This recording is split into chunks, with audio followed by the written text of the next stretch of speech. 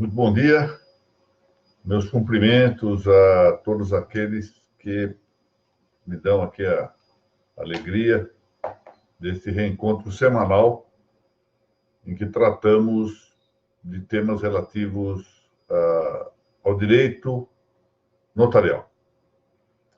Isso se faz graças à generosidade do Colégio Notarial do Paraná, a cuja presidente, a doutora Mônica Dalla Vecchia, e a seu vice-presidente, o doutor Renato Lano, e demais membros de sua junta diretiva, apresento os meus melhores cumprimentos.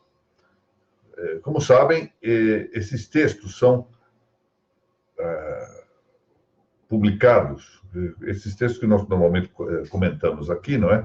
Fazemos algumas notas e glosas, comentários, já são publicados previamente no site do Colégio Notarial.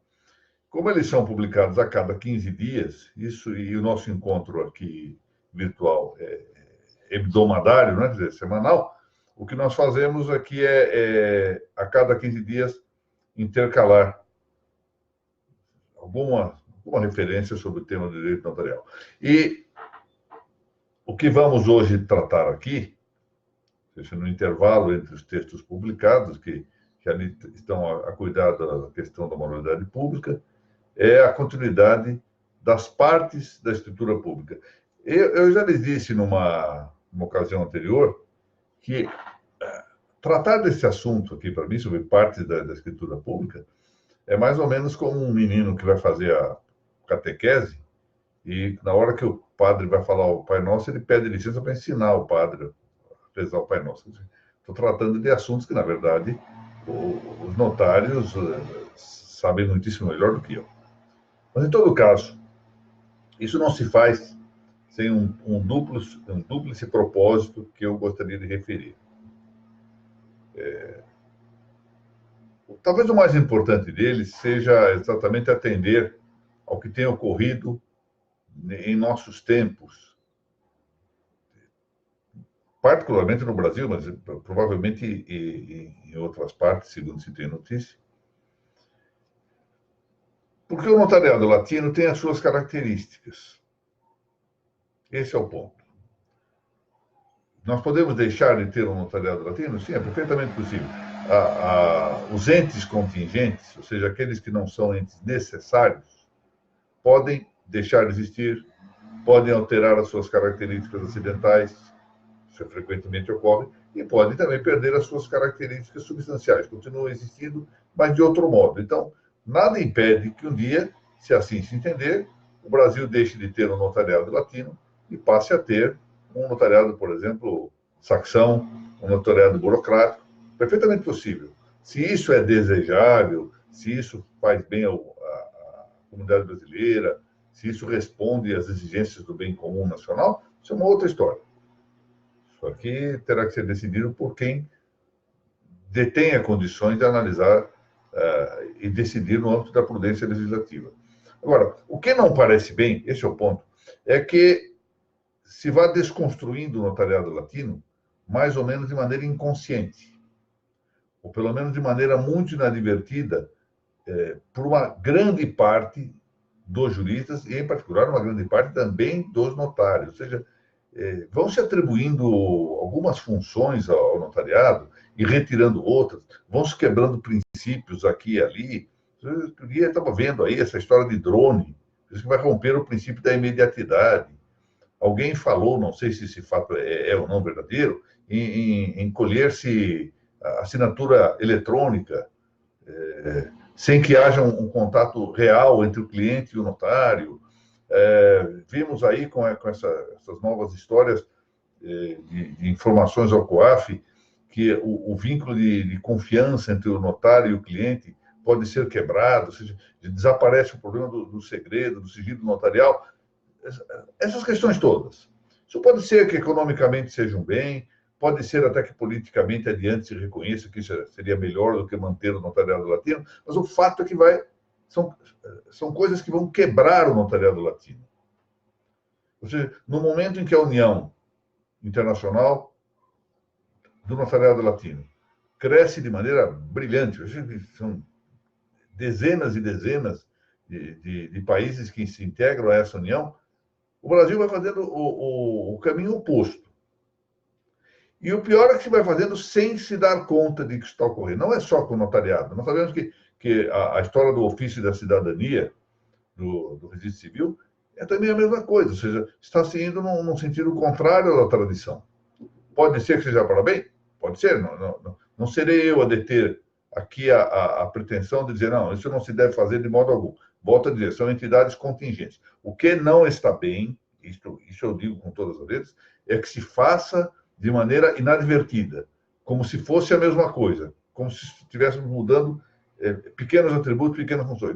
Não se está, na verdade, propondo, em várias dessas medidas, alterações periféricas, acidentais.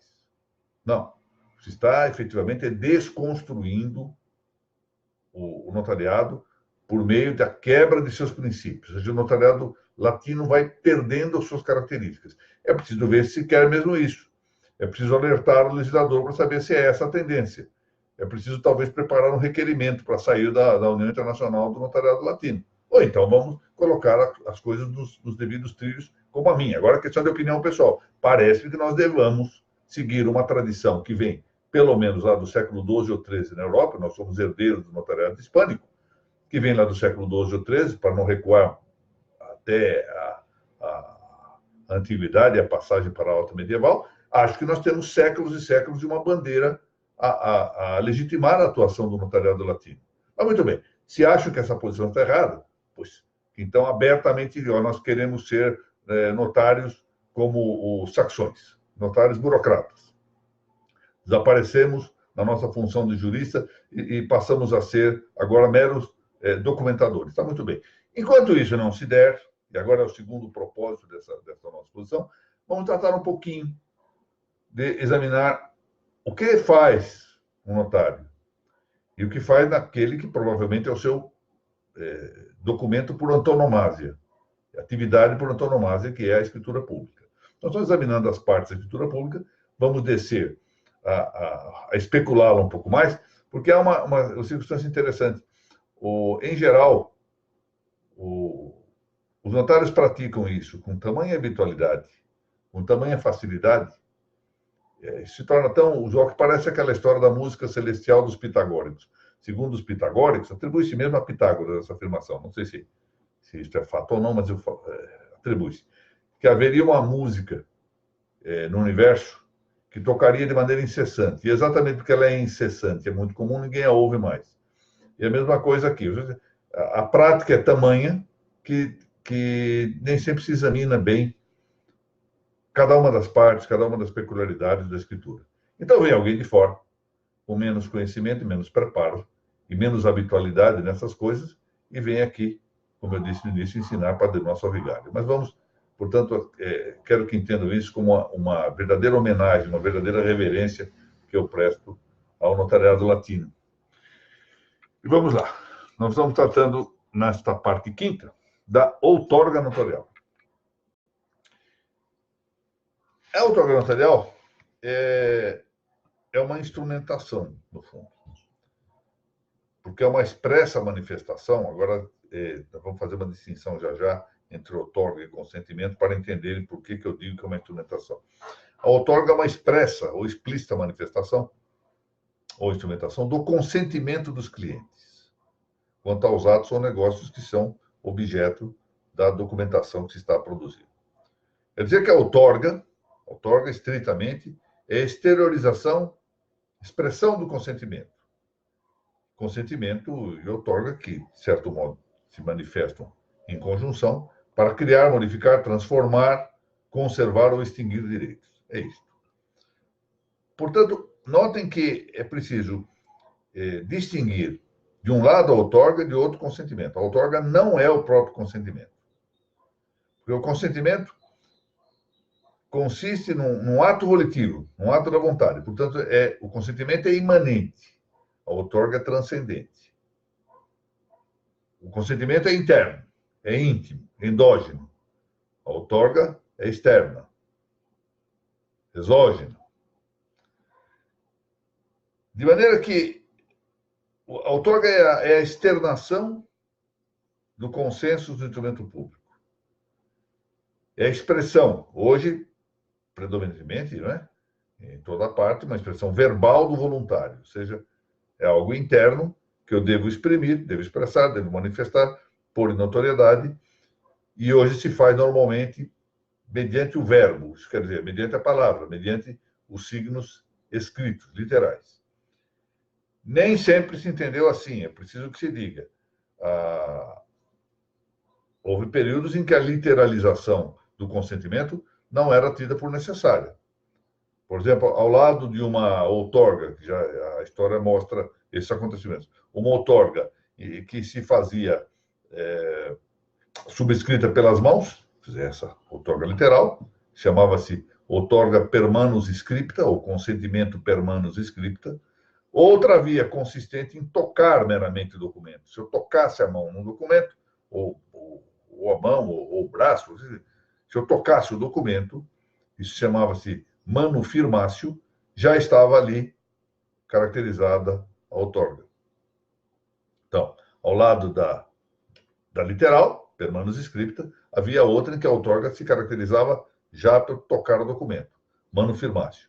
E ainda havia uma outra, que de algum modo é curioso porque essa prática mais antiga, de algum modo, se vê realizada por algumas práticas eletrônicas. Os documentos apenas se selavam. O fato de se selar um documento era indicativo da outorga. Bom, a outorga notarial, portanto, externa a vontade dos clientes. E é interessante, ela externa para interná-la no documento, ou seja, a vontade dos clientes é uma vontade interna e a outorga é uma maneira de externar isto que está no íntimo dos clientes, mas, ao mesmo tempo, externa para internar noutra coisa. Onde ela interna? Ela interna no documento. Compreende, então, que isso é uma visão interessante, ou seja, há um interior dentro da vontade, aqui está o consentimento, esse consentimento é externado, ou seja, tirado do íntimo, passado para o lado de fora, por meio da outorga, mas, por sua vez, assim o faz para internar, já não no actum, que está aqui praticado com consentimento, com consensos, mas para interná-lo no documento. Então, é uma externalização para internar. Não fora essa internalização, não é? O consentimento estaria reduzido a supor-se ou declarar-se fora da escritura pública. Porque como o documento está realmente no íntimo das pessoas, está fora da escritura. Então, nós precisamos internalizá-lo. Como nós fazemos? Exatamente com esse aparente paradoxo de externar o consentimento, exteriorizá-lo, para depois, com isto, considerá-lo interiorizado no documento. Muito bem. O consentimento é um movimento interno, como eu disse, voluntário. Mas ele não é, notem bem isto, não é um movimento autônomo, no sentido de que não dependa de algo anterior. O consentimento é um sucessivo do conhecimento intelectual. Esse aqui é o ponto, porque aqui se põe especial destaque a importância da função do notário jurista, do notário enquanto jurista. Que eu tenho várias vezes observado que o notário, especialmente, exerce a função do cavere, da precaução. Esse é o ponto elevado da função dele como jurista. Então, o consentimento é um movimento sucessivo ao conhecimento intelectual. E essa sucessividade é necessária, porque, notem bem, a vontade, que é uma das faculdades superiores do homem, não pode dirigir-se a um fim, se quisermos dizer também a um bem, sem que antes o conheça. E, para conhecê-lo, deve conhecê-lo ao modo de uma verdade. Entendam, então, que a vontade não se forma no vácuo, no vazio, mas ela se forma como resultante ou consequente de um conhecimento intelectual, da apreensão de um fim ou bem que só pode aprender-se sob a forma de verdade. Do contrário, como nós vamos ver adiante, numa referência um pouco mais pontualizada, não se forma o amor por aquilo que se busca. Lembra aquela frase que já vinha do latim, mas também é em português? Só se ama aquilo que se conhece, ninguém ama o que desconhece. Ignota, nula, cupido, se diz em latim. O que não se ama, não se deseja. O que não se conhece, não se deseja, é isto. O bem e o verdadeiro, portanto, estamos aqui as duas coisas, são elementos transcendentais e convertíveis entre si. Tanto a verdade é um bem, quanto o bem é uma verdade. Se a verdade não fosse um bem, ela não seria apetecível, ou seja, não seria desejável, nós não a buscaríamos. E nós temos aqui essa definição, conceituação do bem, que é fundamental. Bem é aquilo que todos apetecem. Essa é a definição de bem. Ou seja, na medida em que um ente transcendental possa ser efetivamente definido, assim se define bem. Bem é aquilo que todos apetecem. Se a verdade não fosse um bem, nós não o buscaríamos, nós não o apeteceríamos. Por seu lado, o bem é, de alguma sorte, a mesma verdade. Porque se ele não fosse a verdade, ele não seria inteligível. E se não fosse inteligível, não poderia ser proposto como fim para a ação. Portanto, deve dizer-se que o objeto do intelecto prático é o bem ordenado à obra. É um bem ordenado à obra sob razão de verdade. Isso é uma doutrina do pensamento clássico. O consentimento, em que consiste o consentimento? Bom, o consentimento é a adesão da vontade, pois, a um precedente, a um antecedente conhecimento intelectual de um dado fim. Ou seja, eu apreendo o fim, eu apreendo o bem e consinto em realizá-lo. Então, consinto em realizá-lo, ou seja, assinto ou adiro a esse fim, mas, ao mesmo tempo, já busco os meios de realização. Quais são os meios para realizar o fim a que me dirijo e a que apeteço? Dessa maneira, não é o consentimento, notem bem, que concede valor à verdade. Exatamente o diverso. É a verdade que confere valor ao consenso. Portanto, não é o consenso que vai conceder valor à verdade. Primeiro vem a verdade, depois vem o consentimento. É a verdade que vai valorizar, vai dar valor ao consentimento. De maneira que, ao fim que é proposto pela inteligência, a vontade adere sob um certo modo, como eu acabei de dizer ao falar da ignota, nula, cupido, ou seja, só se ama aquilo que se conhece. Existe aqui o que se chama de aprovação afetiva. Então, essa adesão se chama consensus, exatamente essa palavra, consensus, indica a amorabilidade ou afetividade do bem a que se destina à vontade. Exatamente porque o bem a que eu me dirijo é amorável, que eu tenho afeto por ele. Então, aprovo afetivamente. O consentimento consiste numa aprovação afetiva. Bom, o que faz o notário? Aí é que entra toda a tarefa do notário. Em uma dessas nossas exposições anteriores, já disse, eu não consigo entender um notário sem audiência notarial. O notário deve captar o consentimento. E deve captar o consentimento efetivo, de maneira real, né? Não através de uma telinha de computador ou por telefone ou algo assim. Ele precisa, para isso, ele se vale também dos órgãos dos sentidos, do seu tirocínio, da sua experiência. Né? Ele deve captar o consentimento que é ato pessoal, porque como ele é interno do cliente, esse consentimento tem que ser exteriorizado de algum modo. Ele vai ter que captar essa exteriorização. Não nos esqueçamos de que do interno não se julga diretamente, nós temos conhecimento direto, nós apreendemos alguns sinais. De maneira que ele deve captar esse consentimento, o notário, a maneira de algo sucessivo à formação da intêncio ou finalidade, cuja existência e cujo conteúdo ele trata de verificar. Nós já vimos isso ao tratarmos aqui daquelas questões relativas à exposição dos motivos da própria escritura. Ou, pelo menos, a percepção ou captação desses motivos no momento em que se faz a audiência notarial. E ele também deve esclarecer ou iluminar. Agora é outra tarefa. O notário é como se fosse um verdadeiro farol sobre aquilo que os clientes estão desejosos.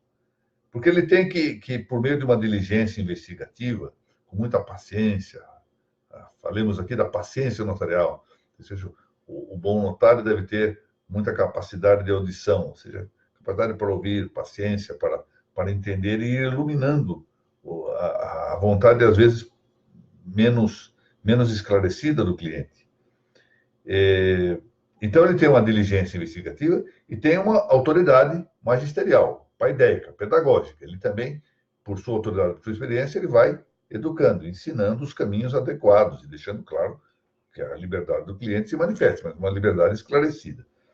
Não se cuida, portanto, aí de verificar um consenso qualquer. Estou de acordo, não. Eu quero avaliar efetivamente se há afeição ou consentimento dirigido a uma determinada e singular intenção, a um determinado fim. Casuístico, não é um problema abstrato. Ou seja, há uma adesão voluntária, isenta de erros, imunizada, vacinada contra enganos, alheia de violências ou há uma violência, há uma coação. Isso tudo o notário tem que estabelecer. Isso se põe é evidente que num contato real, não virtual. Ora, a falta de um adequado conhecimento intelectivo do fim, por exemplo, porque o cliente não sabe muito bem distinguir o fim moral e jurídico a que se dirige a sua vontade. Não há consentimento possível quanto ao bem correspondente. É por isso que o notário tem aí um papel pedagógico notável, explicativo admirável. Por outro lado, sem liberdade, tampouco se forma um consentimento adequado. Voluntário perfeito é aquele a que se juntam a plena advertência do fim e o pleno consentimento da vontade. Ou seja, é o que se diz a ação praticada sciens et volens, ou seja, consciência, ou seja, com advertência e consentimento e vontade. Ou seja, eu preciso conhecer, advertir exatamente o fim que se está buscando com determinada conduta e consentir amoravelmente, ou seja, afetivamente, nesta apetência ou neste apetite do bem. Bom, agora temos que considerar um tantinho o problema da unidade do ato notarial. O melhor dito, unidade do consentimento notarial, uma vez que nós temos agora que verificar o momento ou plano temporal em que se recolhe esse consentimento, em que se vai também poder expressar a outorga notarial. Então, nós precisamos aqui distinguir, inicialmente, entre atualidade e virtualidade do consenso. Bom, o que é uma decisão da vontade atual? É aquela que se dá no momento em que se aprova uma determinada ação. Por exemplo, uma vontade negocial pode atualizar-se, isso é muito frequente, num tempo relativamente distante da externação notarial desse consentimento. Olha, faz mais ou menos uns 15 dias, uma determinada pessoa tinha de fazer uma mudança nos investimentos que tem. Então, conversou comigo, ponderou e tudo, e eu fiz umas tantas observações e essa pessoa concordou, ligou para o gerente da conta bancária e disse, olha, prepare tudo que eu estou de acordo. Consentiu na mudança. A documentação bancária demorou 2 semanas. Ontem só que, segundo essa pessoa me disse, se assinou essa mudança. Essa assinatura foi muito depois, 15 dias depois do consentimento. Ela manteve, não alterou esse consentimento, esse consenso. Mas percebam que a externação no documento, aí era um documento particular, não é? Mas a externação se deu muito tempo depois do consenso. Isso é perfeitamente possível de ocorrer na ordem fática. Portanto, é possível, por exemplo, consentir no negócio, a compra e venda, e no momento que se está consentindo naquilo, isto é atual. Ou seja, está sendo em ato. Temporaneamente presente. Temporalmente presente. É o chamado ato coevo, de mesma idade, de mesmo tempo. Esse consentimento é, então, repito, atual. Mas ele pode exprimir-se instrumentalmente, com adesão da vontade, em um período posterior. Esse exemplo do banco que eu mencionei, agora, Mostra que isso, aliás, é muito frequente. Ainda que eu seja num período estreito, ainda que seja minutos depois. Eu consinto aqui e assino, estaria alguns minutos, mas o fato é que já não se tratam, já não se trata aqui de situações temporalmente simultâneas, a um certo intervalo de tempo, ainda que breve. Ao tempo desta expressão no documento notarial, já não poderá dizer-se que o consentimento relativo ao negócio persista em ser atual, quando há uma distância. Mas ele sim pode perseverar, então, virtualmente. Agora nós temos aqui a possibilidade do consentimento virtual. Porque cessado, embora o consenso em ato, não está sendo praticado nesse momento o consentimento, ele não deixa de influir em uma instrumentação consequente, em sua própria externação. É fácil ver uma redução ao absurdo.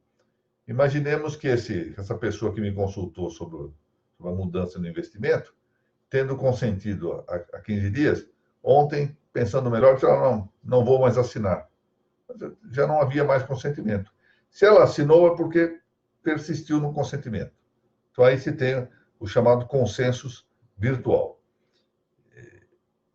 Vale dizer que, numa perspectiva muito prática, que é muito frequente, o notário capta o conhecimento dos clientes e adiante textualiza a escrita que corresponde.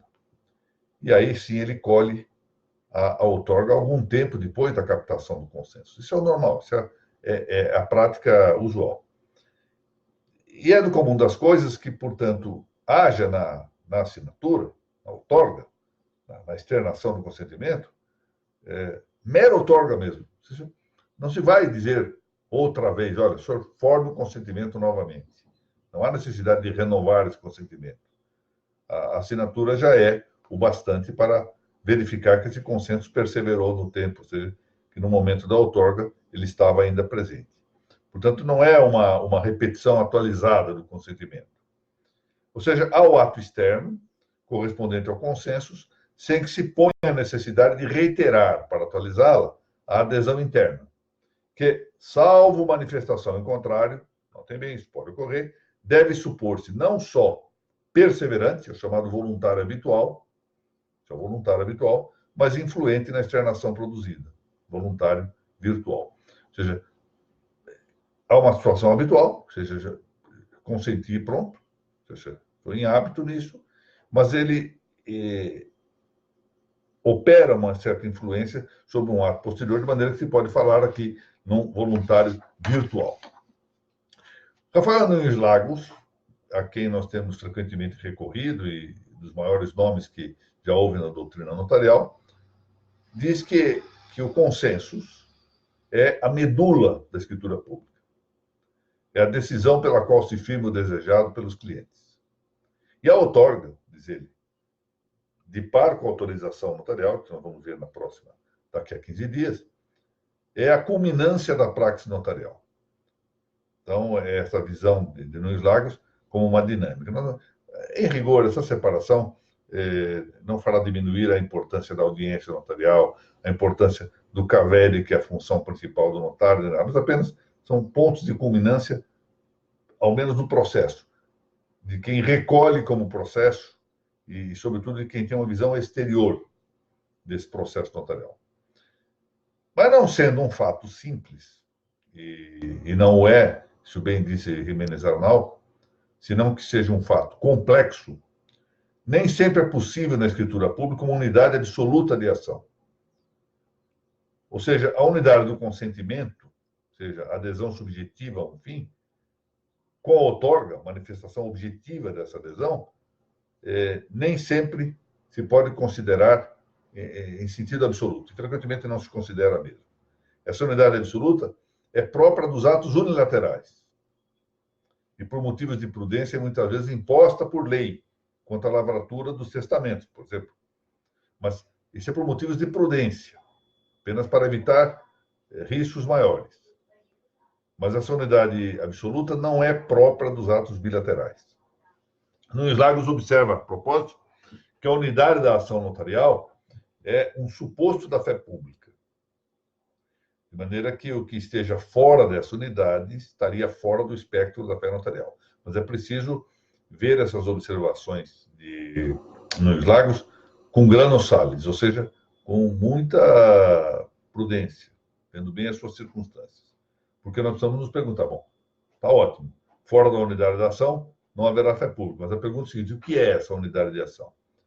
Bom, em primeiro lugar, poderia pensar-se que ela abrangeria a continuidade temporal e espacial da leitura, do consentimento, da outorga e da autorização notariais, ou seja, uma sequência ininterrupta, sem salto, dessas 4 coisas: leitura da escritura, consentimento, outorga e autorização notariais. Haveria, pois, aqui, neste quadro que estamos a supor, uma compresença pessoal ininterrupta e concomitante, simultânea, no tempo e no lugar, para que esses atos todos se realizassem com unidade de ação. Mas, como eu disse há pouco, persiste a ideia de um consenso validamente de maneira virtual. E, de modo que a outorga deveria proceder-se, em alguns casos é assim, em tempo diverso do consentimento. É admissível isso. Em vez, pois, de aqui, recomendar ou exigir uma unidade solene e sacramental, sem a qual o ato seria inválido, o que nós temos que admitir, e é aquilo que no Lagos ele próprio denominou de unidade de contexto. Agora nós temos que distinguir entre a unidade, na unidade da ação, a unidade de contexto. O contexto é que nos indica essa unidade. De maneira que, ao lado da unidade de ato substantivo, ou unidade de coexistência negocial, em que o negócio se realiza e produz efeitos contra todos os seus sujeitos, aqui, bom, esse negócio é unitário. Todos aqueles que participaram desse negócio estão abrangidos por ele, estão submetidos à sua eficácia.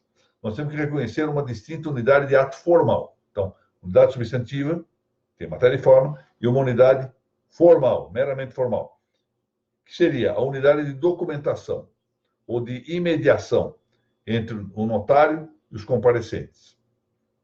De maneira que nós vamos distinguir agora o actum, que diz respeito a essa unidade substantiva, e o dictum ou forma, que é próprio da unidade formal, meramente formal. De maneira que se dispense, devam todos os intervenientes numa escritura estar temporal e espacialmente, vamos dizer isso bem claramente, espacialmente, com vistas a um posicionamento, a uma ubicação real e não virtual. Temporal e espacialmente com presença. É possível dispensar essa compresença para a totalidade do ato do ponto de vista formal, sem prejuízo da unidade substantiva, porque ela se salva pela unidade do contexto. O contexto é que indica que o ato foi unitário. Em cada caso, vamos ter que examinar se isso está presente mesmo. De maneira que é possível prestar consentimento e prestar outorga de maneira separada, de maneira sucessiva.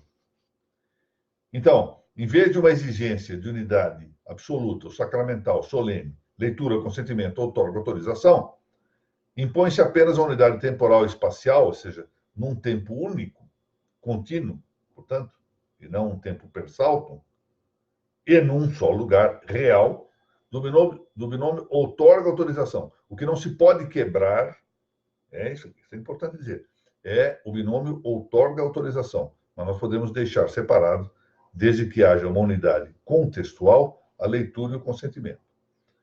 De maneira que são unitários no tempo e no espaço o aperfeiçoamento negocial do texto instrumentado mediante a outorga e sua completeza com autorização notarial. Isto é que é preciso manter rigorosamente demarcado. Bom, essa unidade de ato formal, que abrange, pois, no tempo e no espaço real, outorga e autorização notariais, é suficiente para garantir a integralidade do instrumento. Há uma lição muito interessante de Rodrigues Andrados, eu várias vezes tenho me referido a este notário contemporâneo espanhol, que é efetivamente de uma doutrina magnífica. Realmente ele reconhecer aqui com muita reverência a profundidade desse pensador.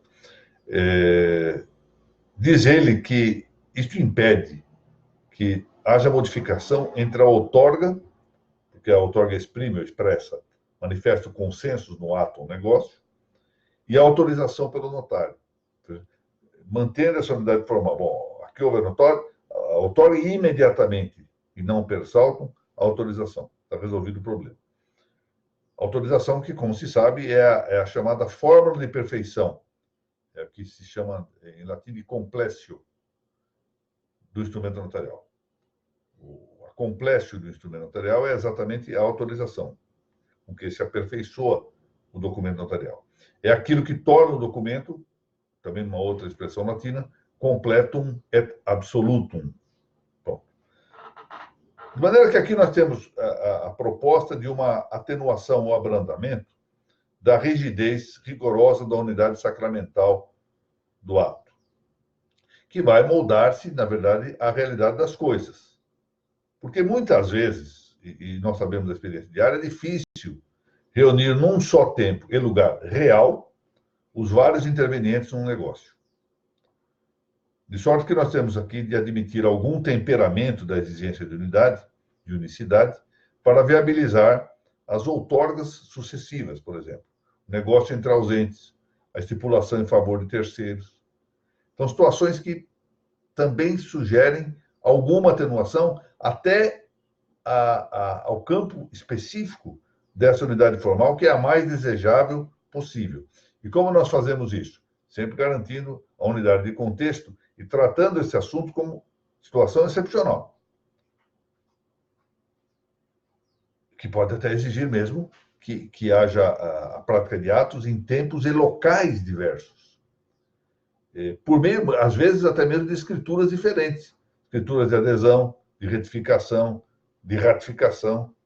Ou seja, a unidade do ato, particularmente a unidade contextual do ato, não se rompe com a pluralidade de seus papéis. Isso é algo importante. A unidade do ato não está destruída com o fato de que haja uma pluralidade de papéis a indicá-la.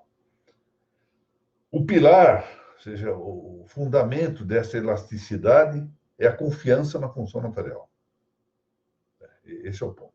Voltamos ao tema da confiança ou credibilidade do notário.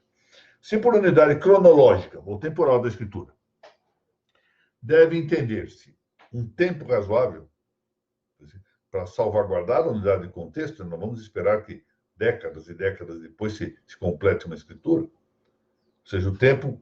Que tempo é esse? O tempo que recomendam para que se efetivem as outorgas.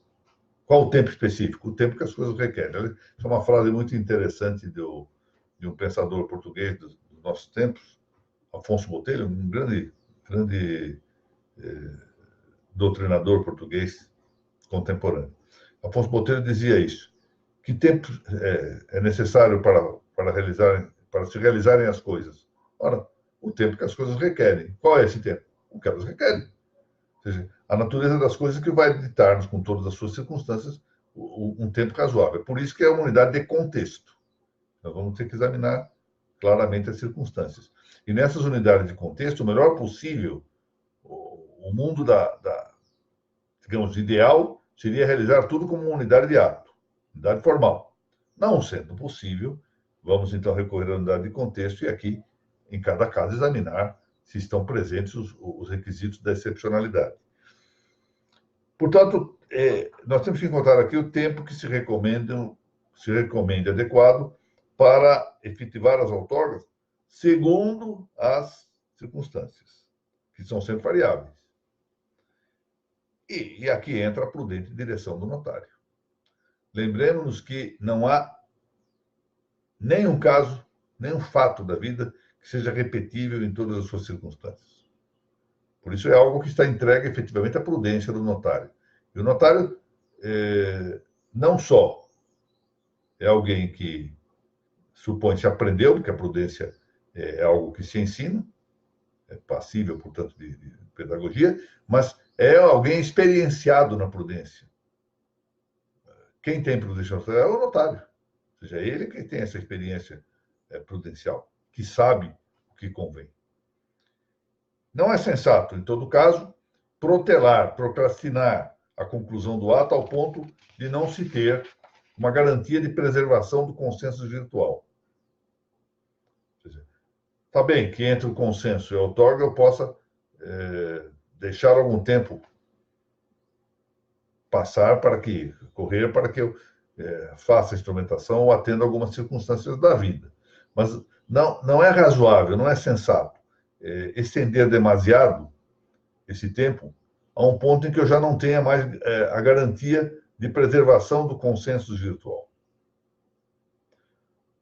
Nem esse parece o critério-chave, ou seja, fazer da ruptura da unidade de local e de tempo uma prática rotineira. Ou seja, volto a dizer, isso deve ser excepcional, podendo fazer-se de maneira com uma unidade completa, melhor. Não sendo possível, então, aí valemos-nos da exceção, porque, do contrário, nós vamos, aos poucos, animar, nutrir, beneficiar a ideia de um certo laxismo da pluralidade da ação notarial. E isso sempre vai em detrimento da segurança, sempre uma pequena quebra de segurança jurídica pode haver aqui e ali. Bom, a esse propósito, isso aí para encerrar a nossa pequena exposição de hoje, eu queria mencionar aqui uma sábia lição de um autor, um notarialista contemporâneo, um bom autor, Jiménez Arnal, a quem eu tenho algumas vezes também recorrido aqui nestas nossas exposições, que diz, em um de seus livros, aliás, um livro específico sobre direito notarial, eu vou ler aqui. Diz ele, vou traduzir aqui mais ou menos livremente isso, que a unidade do ato, está se referindo ao ato notarial, é uma forma de bem-fazer. Olha que interessante isso. A unidade do ato é uma forma de bem-fazer. Ou seja, é o recomendável.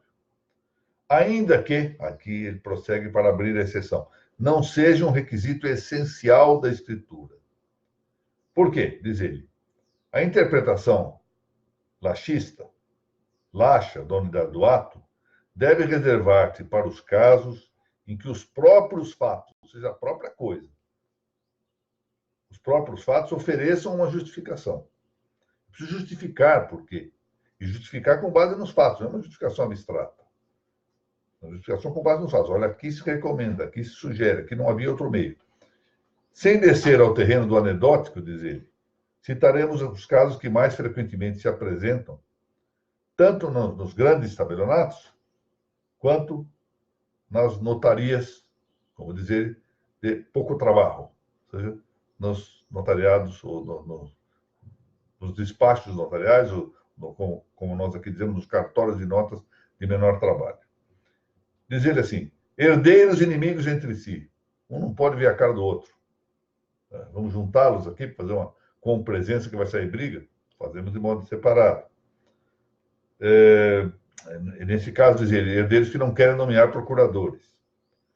Outorga urgente, com hora marcada para a coleta da assinatura, se um dos convocados a essa hora, que se convenham designar, sofra um acidente ou uma enfermidade que, em todo caso, não lhe impeça de subscrever o ato em sua própria casa ou no hospital.